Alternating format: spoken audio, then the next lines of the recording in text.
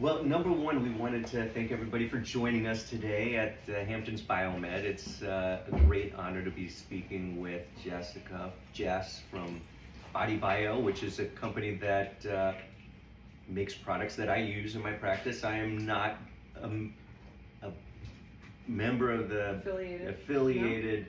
No? I'm not on the payroll yet, but maybe that'll happen in the future. But I do believe in their products, which is, these are products that I use in my office very frequently, daily, multiple times a day. And we're going to talk today about the role of phospholipids in our lives. And we're going to hopefully make the case that this is quite foundational for our health, because phospholipids literally make up the cell membrane. Like the foundation of our cells' function comes from phospholipids. So if our cells are healthy, that means that we're going to be healthy. That means that we'll have more energy, we'll have better brain function, better liver detoxification. Everything works better when the cell is clean and functioning properly. And in our diet, yes, we get phospholipids, but probably not nearly as much as we need, because one of the problems today, which we talked about last time, was that toxins in our environment we're getting exposed to because of plastics and pesticides and preservatives and heavy metals.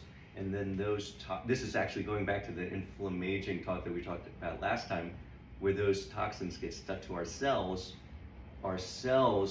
become rigid. Well, they become rigid eventually, but they become rigid because the cells are polluted with these toxins that get stuck on top of them. A lot of these toxins are fat soluble. Phospholipids are fats. Our cells are fatty. And so the immune system starts seeing these toxins on top of our cell membrane and starts attacking the cells, creating inflammation to try to clear it out. But if it's too much over too long of a period of time, then the cells become damaged and injured and stop working the way that they're supposed to. We can't get nutrition into the cell, we can't get toxins out of the cell. And so what we're going to talk about today is how using phospholipids orally or intravenously sometimes, or even eating the right foods, that can help to clean our cell membrane so that we can restore proper function. And then with a proper functioning cell, then everything starts working better. But because we've all been around this on Earth for a long enough period of time, our cells have kind of like become intoxicated, and it takes time to clean all of the cells. So is that a good introduction? That's a great introduction. Okay, yeah. Good. I love it. All right, I guess the first part of the conversation should be the main phospholipid. So our cells are like the house that we're in. This is the analogy I like, the house analogy, because there's doors into the house and there's windows, and that helps to get fresh air in. And then if we are cooking in the kitchen, we can take our trash out. Same thing happens in our cells. Our cells have ways to get nutrition in, they help get toxins out. And if the cells are becoming rigid because of toxins or unhealthy fats that kind of get incorporated into our cell membrane, it's kind of like not losing the lock to the front door, or you can't open the windows, and then you can't get the nutrition in and you can't get the toxins out. And the only way to repair this is by using these healthy fats. And the healthy fats are not like saturated fat. These do not really affect cholesterol levels. In fact, actually, they lower cholesterol levels because it helps the liver to process cholesterol properly. In fact, I think we can make the argument that a lot of people with high cholesterol have a phosphatidylcholine deficiency, which is inhibiting their ability to process fats, saturated fats. And so hence the cholesterol levels go up, and specifically triglycerides go up, and the VLDL goes up, and then the liver becomes swollen, it becomes fatty. That's what fatty liver is all about. And then we hopefully can unwind it all with phospholipids. So phosphatidylcholine is, people know about it because it used to be called lecithin. Yes. And that was like a big health food craze way back when, like 20, 30 years ago. We used to use lecithin granules. It's still out there, It is. but It's a byproduct of soy manufacturing. Exactly. True. And I love how you say it's a byproduct, because they found a nice way to repurpose it And make money. and hopefully people benefited from it. Yeah. But now there's a much better quality version, which is phosphatidylcholine, which you just all had, and it didn't taste so bad. But just wait until you put it into a shake, and it's going to be really good. If our cells are not functioning well, giving phosphatidylcholine helps to clean them and rebuild them, and that's really what we want to talk about, is how phosphatidylcholine makes up over 50% of our cell membrane. And when I think of phosphatidylcholine, it's kind of like a washing machine for the cell. Could be. Yeah. You're so agreeable today.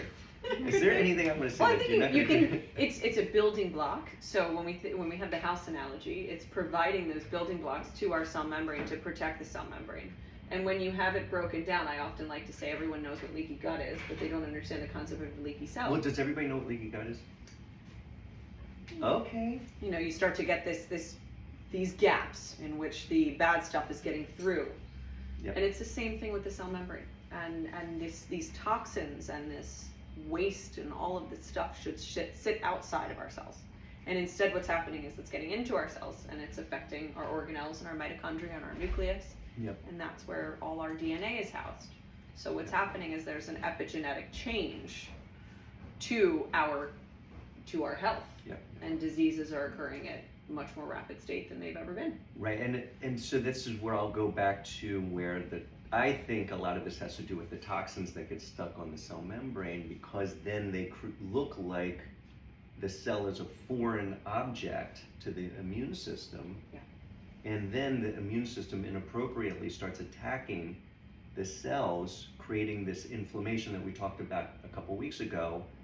And that also can be a trigger for autoimmune situations where people can get lupus or rheumatoid arthritis, and really Hashimoto's is really the first one of these autoimmune conditions where people might get diagnosed with this as a first autoimmune condition. Yeah, absolutely. And it's remarkable how there's definitely so many more people we're seeing in our practice with autoimmune conditions, like an elevated ANA level, or high SED rate, or high sensitive CRP, and this is all, and then we do the toxin test, and we see that they have, you know, the molds, metals, and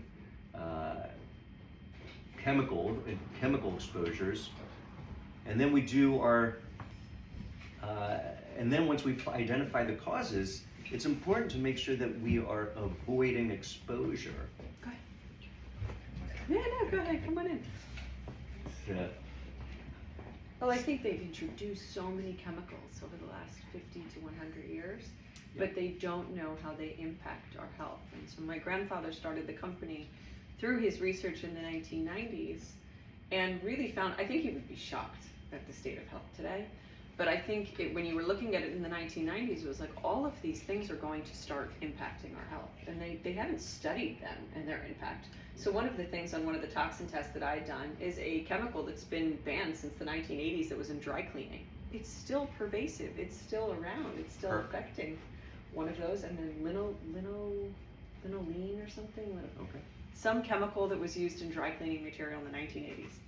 And these things don't go away, just like glyphosate exposure. So these pesticides that have been developed that are disrupting our guts, they're disrupting our cells. Yep. They are pervasive. Even if you're eating 100% organic, I'm sure you see all the time glyphosate exposure, and someone says, I eat all organic. Yeah, well, what's also, what we're seeing is people eating organic, and they're getting exposures to organophosphate pesticides, which are also not supposed to be used in the United States any longer, as well as atrazine. Wow. And probably what we think right now is that people are eating organic produce that's coming in from outside the United States, and then those foods are getting fumigated when they come in, which is a necessary event to make sure that insects or pests are not being brought in, but all of a sudden organic produce becomes inorganic. And it's still, through regulation, able to be called organic. Yeah, that's true. Yeah. So we're constantly exposed to these things. Let's just scare everyone. But there's a solution. There's a solution, and one of the solutions, I think, is making our cells more resilient. And so my grandfather truly believed that everybody could benefit on the planet from PC because it's helping to go in and Dr. replace Kane. those fats and really solidify the cell membrane so that there is no more leaky cell. It is intact, and it is, shaped like a grape instead of shriveled up like a raisin. Yes. And it's critically important to neurotransmission and all the actions. I love Bruce Lipton's work. Yes. And this idea that our DNA is like a blueprint, but it actually has no responsibility within the cell. There's no action that it takes. The action all happens on the cell membrane, and how our cells communicate, how our organelles communicate within our cells. And so it brings together all of these pieces so that everything can perform better. Yep, that's true.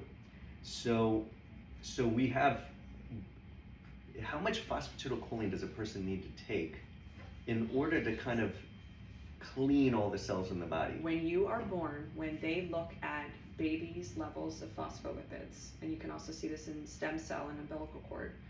So when you are born, you have 90% phosphatidylcholine. As you age, it flips with sphingomyelin, which is a phospholipid that we have in small amounts, but it starts to take over, and it can actually be very bad for cardiovascular health. And so it completely inverts. The ability to synthesize phospholipids from foods decreases as we age. It gets worse after the age of 30, and it's just downhill from there. So you have the toxic insult, which are breaking down the lipids in our cells. You have the fact that we're all aging, and this is a natural part of aging, and you have the fact that we're not getting enough of these from our foods in general. Yeah. So when you mentioned that when we're born, we have a lot of phosphatidylcholine, I don't know if people realize this, but now mothers are taking multivitamins that have fish oil and choline, which is basically from phosphatidylcholine. They've learned that by giving choline to children with fish oil, it enhances children's IQ when they're born. Yeah. So phosphatidylcholine, which is really choline is the main ingredient, is a very important part, even starting when the mother is pregnant. There was a study done using PC, so phosphatidylcholine, on pregnant women, supplementing through whole pregnancy, and then they also had a control arm for a third trimester, and the children had less incidence of ADHD, autism, higher IQ, everything. And we see that in our practice because we've been using phosphatidylcholine, high DHA fish oil with prenatal vitamin and vitamin D as part of like our prenatal or pregnant women's nutrition program, and of course avoiding eating big fish and trying to eat organic if possible. But definitely, surprisingly, not surprisingly, their children seem to make all of their growth charts properly. They're learning much quicker than their peers. So it is. And I feel like the women have healthier pregnancies. And I know my wife did it, and I can say that I think our children are I think they're pretty smart. So anyway, it's good. So as pregnant mothers, children, and then I think it's worth talking a little bit about this situation with autoimmunity and inflammation and phosphatidylcholine. And also I'll dovetail with that, viruses and fatigue. So I hate to kind of boil everything to the lowest common denominator, but I like simplicity. And if we can come up with like a simple solution, it's so much easier to helping patients find a strategy for getting well. Yeah. So how much is phosphatidylcholine helpful for chronic inflammation, chronic disease, chronic viruses, chronic fatigue? It's interesting because we're running our first pilot study starting in January, and the criteria is fatigue. Okay. So if you have to be very careful with FDA and FTC and how you categorize things in disease states and turning things into a drug. So we're going with fatigue because there's really no disease state that one can associate with fatigue. But what we see is fatigue, and a lot of these things are due to mitochondrial dysfunction. Yes. And so our mitochondria, we all know, is the powerhouses of our cells, and we think of these little organelles and how critically important they are. They also have phospholipids that are protecting the mitochondrial membrane. And so we're breaking down the cell membrane. This bad stuff's getting in, it's kind of, in a way, attacking our mitochondria. And most of us with any of those health states, whether it's inflammation or fatigue or brain fog or the run that's been attacked by a virus, have mitochondrial dysfunction. I think all of us probably in this room, to some extent, have a degree of mitochondrial dysfunction. Yes. It depends on Aging. how great it is. It's part of aging. And so part of our foundation of addressing cellular health, which so many different companies are talking about now, I'm sure you've all heard of NAD. Yep. Like it's crazy to think that one molecule like NAD is going to come in and fix all these things. That's not how it works. But phospholipids are this foundationally critical thing that we should be getting from our food. We should have enough to survive. We should have enough to prevent mitochondrial dysfunction, but we do not because of these toxins and things. And so I think it's critically important for everyone, not just if you're coming at face value with a autoimmune disease diagnosis, but if you're experiencing fatigue, if you're experiencing brain fog, if you are aging, it's important for all of these things. Well, and I think another good way of thinking about the energy equation is in our world, we know that electricity comes to a house and we turn on a switch and then the lights go on. So that's energy. But remember, every single wire is surrounded by a rubber insulator. And in the body, our body's making energy in the mitochondria, ATP. But in order for that energy to have any type of lifespan, it needs to be insulated with phosphatidylcholine. Fats. And not just the cell, but also every single nerve in the body needs to have those insulators in order to be able to make sure that nerve conduction is going the way that it should. It sounds like snake oil because when you start to talk about how important it is, whether it's your liver or your gut, 80% of the gastric mucosa is made of phosphatidylcholine. So anyone with a GI disorder, phosphatidylcholine. So it's everywhere, and it's just not something that's extremely sexy. Maybe it has been in functional medicine. Is fatty liver worlds. Considered sexy? No, exactly, not exactly. But NAD's become like we were at an event yesterday, and people were just injecting NAD into various parts of their body, which is also not the way to do it. Right. But it's not something that's cool. Phospholipids aren't cool, but they are. Well, but they're going to be cool. They need to be cool. Yeah. I think we're going to make it cool. Yeah. Yes, I agree. So, do we have any questions about phosphatidylcholine? Yeah. So where, naturally in foods, you said we should be getting them in foods. What foods are rich in these? Eggs, egg yolks, not the white. Ditch the white, eat the egg yolk. Well, and also the very orange eggs, Yes. not like those yellow. It has to be really the orange ones, which are very difficult to get nowadays. Yeah. So if you have anyone local that you can get eggs from, and you know that they're feeding their eggs a good diet and it's not heavy in corn and grain, that's definitely a really great source. Eggs are the number one. My grandfather used to eat 12 eggs a day in cottage cheese, and then about 3 to 4 tablespoons of PC a day. Did he eat them cooked or raw? Raw. Yeah. Yeah. So I like to do like a soft boiled egg, and I just keep them around the house, and I'll just peel the white and pop the egg yolks. That is your That's number dedication. one source. Yep. And so for that is always my first recommendation. Red meat is high in phospholipids. Soy. Well, but also if it's going to be red meat, it should be grass fed. Should be grass fed and finished. Yes. The highest source for meat is going to be in livers and hearts and some of those organ meats. Those organ meats, which can be difficult to consume. Are duck eggs any better than chicken eggs? I actually don't know if it's Well, on it my would head. really depend on what they're eating. The quality of the egg is all depending on the quality of the food. Yeah. So. I have a question. So, just on the topic of eating organs, what's your thoughts about like desiccated, like powdered organs? It's all based on the quality of what those animals had been eating. I think that there's good products on the market, and it's a reasonable place to turn. I would also say part of what makes PC, it's a bioactive lipid. It is a moving, breathing oil, right? It's technically not fat, it's an oil. When you all see it, it moves, right? That if it's a saturated fat, it's going to be solid at room temperature, which does not happen with PC.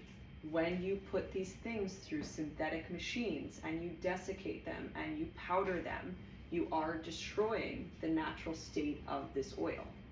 So for a source of phospholipids, I would not use an organ meat supplement, but the organ meat itself is high in phospholipids. A really great source for that is the like carnivore blends and the ancestral blends that you can find because it tastes just like red meat. so you don't have to like sit down to a piece of liver, which sometimes is a little daunting. Yeah. But they grind them in. So they grind in heart, they grind in kidney, they grind in liver into these grass-fed meats, like from North Star Bison or Ancestral Blends. I think they're great And they're sources great. of nutrients, Yeah. right? I don't know, and I'd love to be able to test. It's hard to test these things on how much are they moving the needle in terms of phospholipids. Yeah, that's a good question. Yeah. But So what about foie gras? I love foie gras. Was that it? I mean, that's liver. Well, Does that count? I mean, it is, but it's also Hard to get. it's a high triglyceride. yeah. So it piece of counteracts org- it. it- I I was mean, looking for an excuse to eat everything. We can't provide that for you. It's disappointing. and also remember the liver is really the organ that's doing all the detoxification. So if the animal was not fed a healthy diet, then It's they're going to gonna be get in exposed there. to. This is how I feel about Great source of chicken liver placental pate. encapsulation. Yeah. Like the placenta is can what do you're that. using to clean. Your liver is actually cleaning. It's that main detoxification organ. Right, So- and I think that this would be a good little segue to discuss like how the detox process works. Sure. Because when people are taking phospholipids, phosphatidylcholine, as the cell membrane starts getting cleansed, that means that the cell membrane is dropping the toxins that had become adherent to the cell membrane, whether it's like, again, the plastics, pesticides, preservatives, metals, they will be cleansed off, and then that's when those toxins can start getting back into circulation, into the lymphatic system, into the circulation, so that they can get to the liver to get processed. Part of that processing, and thank goodness your company has this system, so in order to shuttle the toxins from the cell to the liver, there are something called lipid rafts. Literally, there are special fats that will shuttle toxins from where they're stuck to where they're supposed to go, which is the liver. And there's a supplement, a nutrient called butyric acid.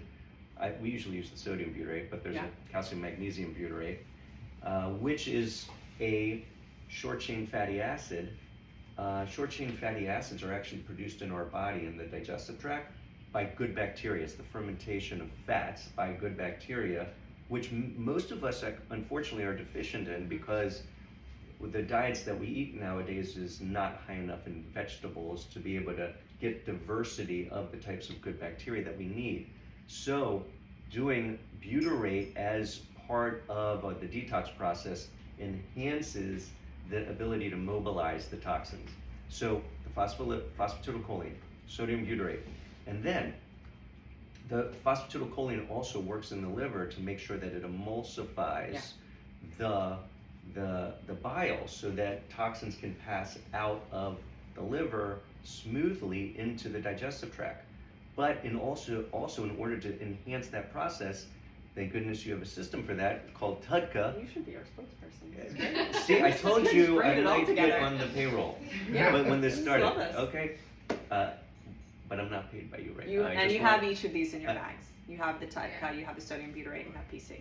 Anyway, I think it is funny, but so TUDCA is taurine deoxycholic acid, which is a bile acid, and it is a vegan bile acid, because usually bile acids come from animal organ, like ursodiol is ox bile, and there's ox bile as a supplement, but TUDCA is a vegan version, and it's basically just to emulsify fats and to make sure that bile is flowing out of the gallbladder into the digestive tract. And then the only thing I think I can't go to your products would be some kind of binder, which is usually a type of fiber. It could be fiber or humic fulvic acid, which TAP has some products on the shelf, like the biotoxin binder or I love the modified citrus pectin. citrus Yeah, pectin, citrus pectin. A little bit of a lighter binder. Biotoxin binder, Biredchem. Charcoal, Also, yeah, bentonite charcoal, clay. got the Wh- soluble fibers. because got all of fulvic these and- toxins are really fat soluble for the most part. So, and metals maybe are not so fat soluble, but some are, some are not. Yeah. they can be bound in the digestive tract to be shuttled out. So of course we want to make sure that a person's having regular bowel movements, Mhm. and turns out that sodium butyrate also is good for regularity, Yes. along with sometimes psyllium husk or magnesium oxide. But in order to get toxins out of the body, it's a multi-step process, and there's a process to doing it. And I think right there is the whole process.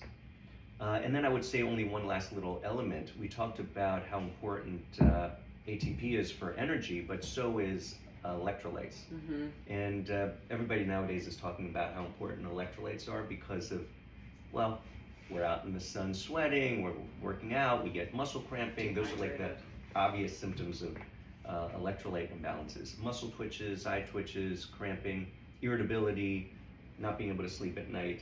And sometimes it's as simple as a sodium chloride issue or a magnesium potassium issue, or a sodium potassium issue, calcium magnesium, and your electrolytes. So we have two. We have a E-Lite, which was the first product my grandfather made in the 1980s when he was a marathon runner, and he just threw together in a bathtub literally a couple like things that he bought when he, God knows where he bought them, but he had a Epsom salt, business. maybe. He was a tinker. He threw them all together and said, "Okay, I'm making my own." Well, he was a scientist Yeah, he was crazy. So he was like in a every sense of the ultimate word. biohacker. Yeah. And so he threw them together in his bathtub and started taking that. And then later down the line, BodyBio was the E-Lite company at first. So it was E-Lite butyrate in the 1990s. And when they switched to BodyBio, E-Lite became a standalone product. E-Lite, I don't think you have it here, but it's just pure electrolyte. So it's sodium, potassium, magnesium, no chloride. We get enough of that in our diet. Mhm. And it's salty, it's unflavored, it's unsweetened. So if you want the just that and no flavorings, it's very good. I think a lot of people nowadays want the flavorings. But you mix that with the macro and micro blend. These are trace minerals with, I think, 72 individual minerals, and this is replenishing a lot of that stuff that's missing from our soil. Almost like seawater. It is. Yeah, it is. It's all sourced from seawater.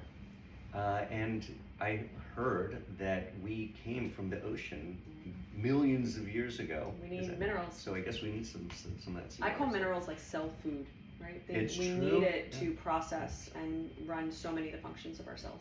That's what my question was gonna be, how do minerals impact your ability to do detox? Well, I think in a number of really important ways. Minerals are very good for grounding the nervous system. Mm-hmm. And nowadays, in our patient population in Manhattan, everybody's kind of like in a fight or flight response, which is the act of feeling anxious and possibly irritable. But in order to be detoxing, you have to actually be in the parasympathetic nervous system, which is calm and relaxed state. So minerals are very good for helping to ground and relax the nervous system, which is prerequisite for having an effective detox process. I love that. Yeah. Makes sense. So I think it's worth it. So maybe we'll all try the Reminerals after. It's great. You can just put a couple drops in your water. It doesn't really have a taste at all. And it's just a great way to get those minerals in that we're not getting as much of from our food. I have to admit, I tried it for the first time because I never got it. Well, We didn't get it's it in Ashley's New York. Send you a case on what they're. But I took it, and I actually feeling so calm. Like I just feel relaxed. I love that. It's feel like we like need all of usually that in I feel today's like I world. need. I want to be like up in the front of my seat when we do these talks, but now I feel like a little. I just put it in my water this morning when I arrived here because they have a little sample up there. So I put it in my water, and then I checked my phone a couple minutes later, and my 7-year-old had somehow managed to purchase 2 drones for $10,000 That sounds like on my corporate card. And I thought I was very calm in hearing this news and handled it very calmly. So maybe it was because of the minerals. Luckily, it was refunded. Yeah. Yeah. See, that's the special minerals will help. Keeps you calm. also. Keeps a calm parent. Keeps you calm and cool. Love it. Any other questions about? So we talked about the cell membrane. We talked a little bit about toxins again and how toxins can corrupt our cell membrane, but taking phosphatidylcholine can help to rebuild over time the cell membrane integrity. Mm-hmm. And then through a multi-step process, there's ways to help to chaperone the toxins back out of the body through the lymphatic system and circulation and liver and colon. And generally we kind of like always want to remind ourselves why we're doing this.